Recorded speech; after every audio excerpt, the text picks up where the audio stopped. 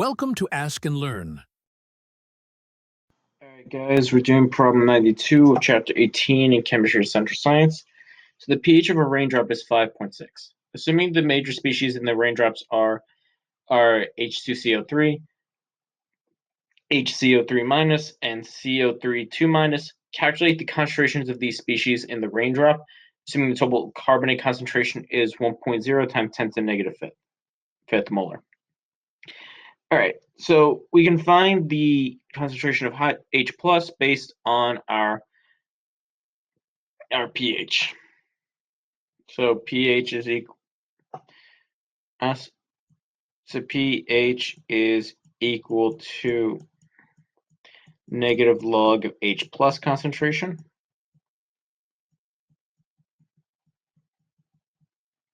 So 10 to the negative 10 to the negative pH is equal to H plus. So H plus is equal to 10 to the negative 5.6. That means H plus concentration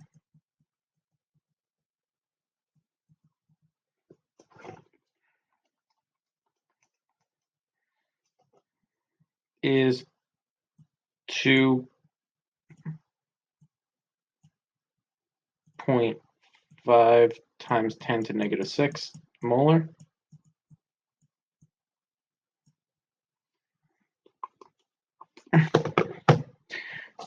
Alright, so now let me just get rid of this, and I'm going to put this up here.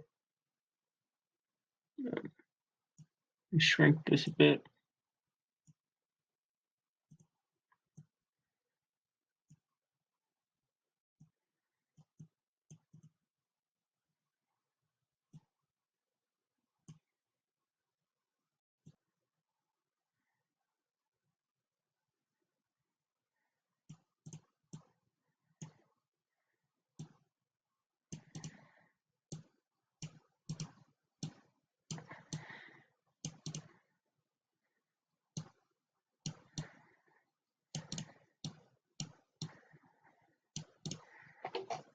And now, so we know so we can use our Ka values to find the concentrations of HCO3 and H2CO3. So these are three equations. H2CO3 will be producing H plus and HCO3 minus.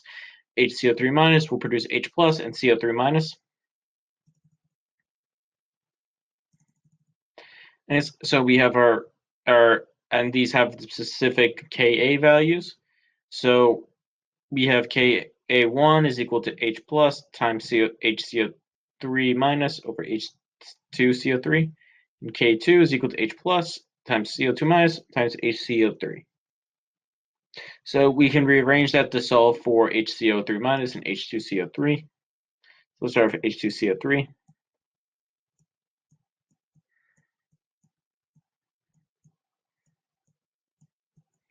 Minus, this is equal to 2.5 times 10 to the negative 6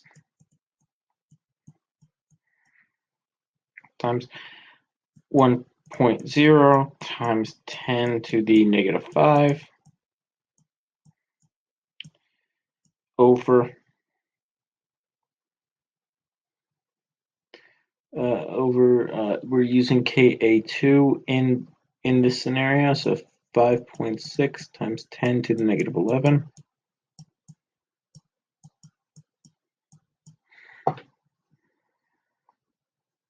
So HCO3 minus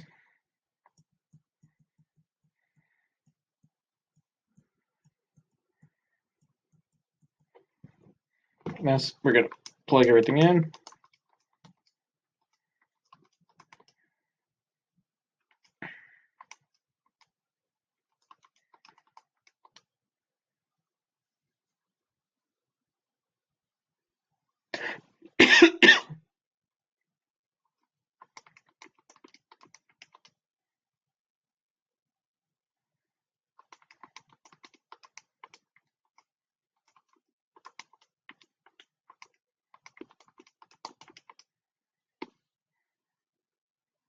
Yes, this is going to be a concentration of 0.47 molar. Going to shrink this down and put it up here.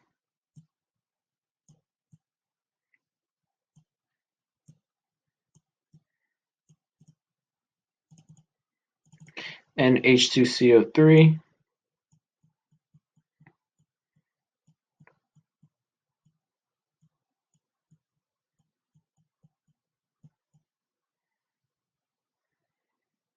times 2.5 times 10 to the negative 6 molar times the concentration which is calculated 0.47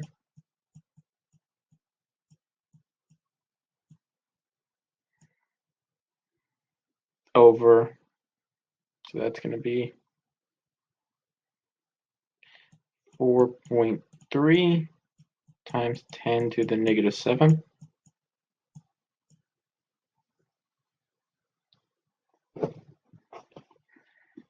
So 2.5, 10 to the negative 6, minus 0.47, divided by 4.3 times 10 to the negative 7.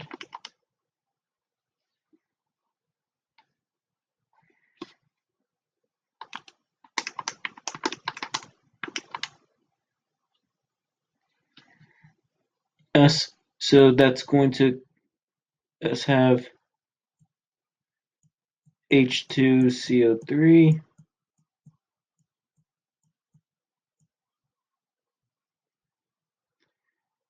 is going to equal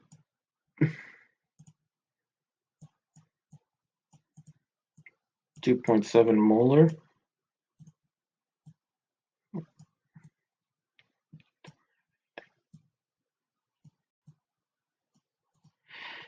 Anything? And now let me clear this. So these are the, and I'll just put this down here, might as well. These are going to be the 4 components of our sample, and these are their different concentrations.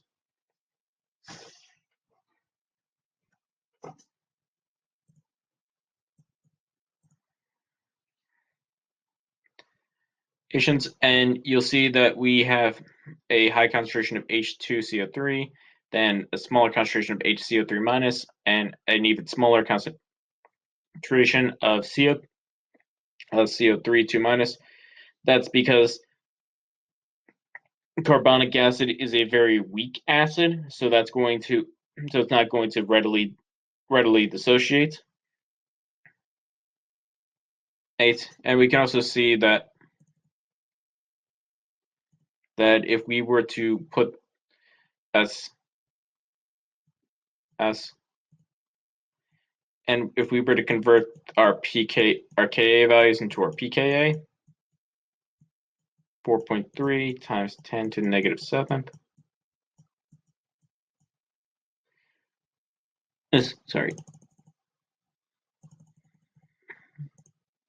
Negative log of 4.3 times 10 to the negative 7.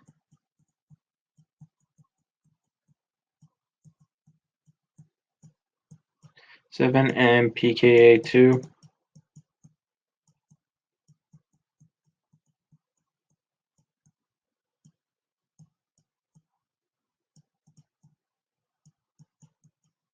times 10 to the negative 11th.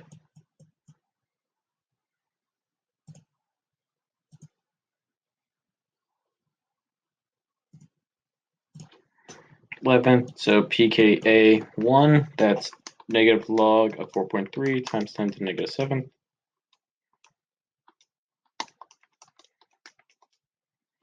So this is going to be 6.37.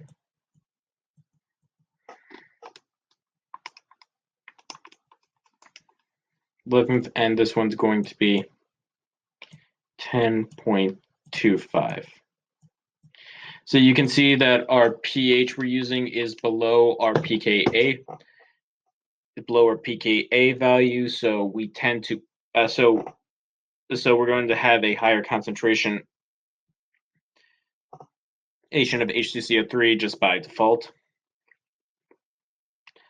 So, so for B, what experiments could you use to test the hypothesis the rain also contains sulfur-containing species that contribute to its pH? Assuming you have a large sample of rain to test. So remember what creates acid rain: sulfur dioxide and nitrogen dioxide. So sulfur dioxide will be oxidized to form sulfuric acid that creates acid rain. And sulfur di s and H2SO4 that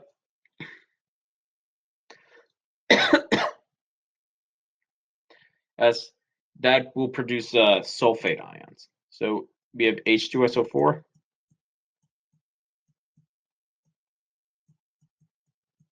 yields H plus HSO4 2 minus, so HSO4 minus, and HSO4 minus yields H plus SO4 2 minus. And sulfate responds to specific solubility rules. So if we look at our solubility charts, sulfates are broadly soluble, except when containing compounds such as strontium, barium, mercury, and lead. So we can add let's say strontium chloride, barium chloride, mercury chloride, or lead chloride. We can add these soluble salts to a sample containing a sample of this water, and if it contains those sulfates, we should be able to see a precipitate forming, and that would be either a barium sulfate, or lead sulfate, mercury sulfate, or a strontium sulfate. If we see these precipitates, that's sign that our rain contains sulfur containing species.